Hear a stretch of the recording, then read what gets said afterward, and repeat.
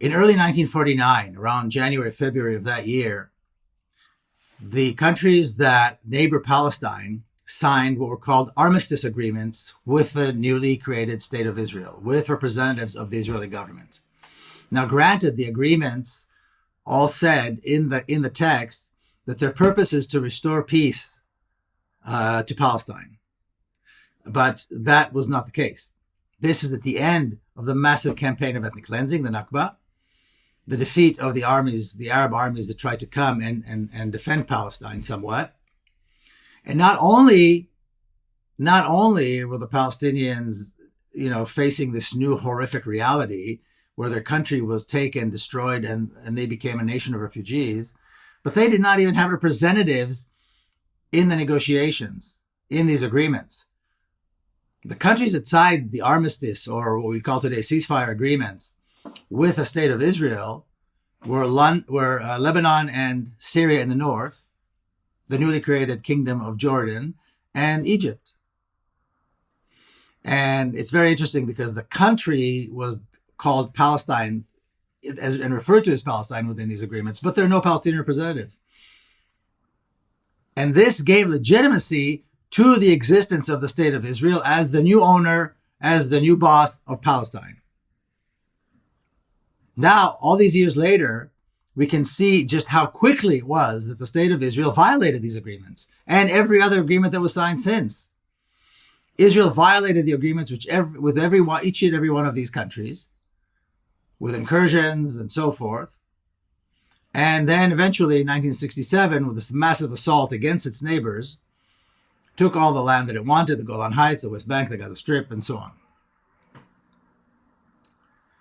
So discussing more ceasefire agreements with the state of Israel is like trying to repeat the same thing and expect different results. What is required now is an end to the genocide. And the genocide, by the way, that began then, it began in 1948, 47.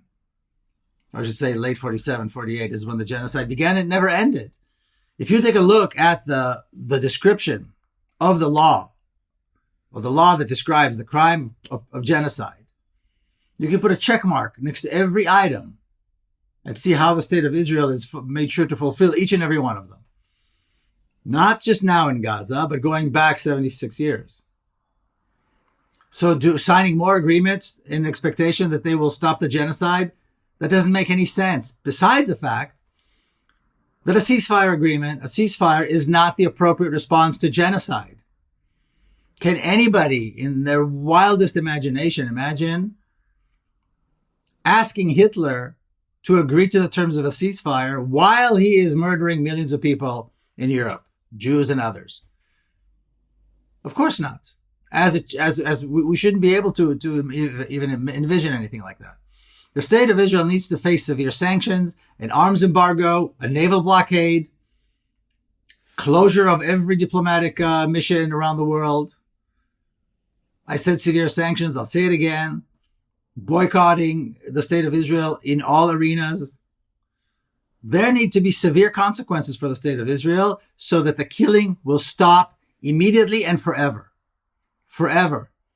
And a political solution needs to be demanded. A political solution needs to be put in place that will end the suffering of Palestinians, end the apartheid regime, end the genocide, and a process that will begin the creation of a free democratic Palestine between the river and the sea, between the River Jordan and the Mediterranean Sea, which will finally allow the people who live in historic Palestine to live in peace.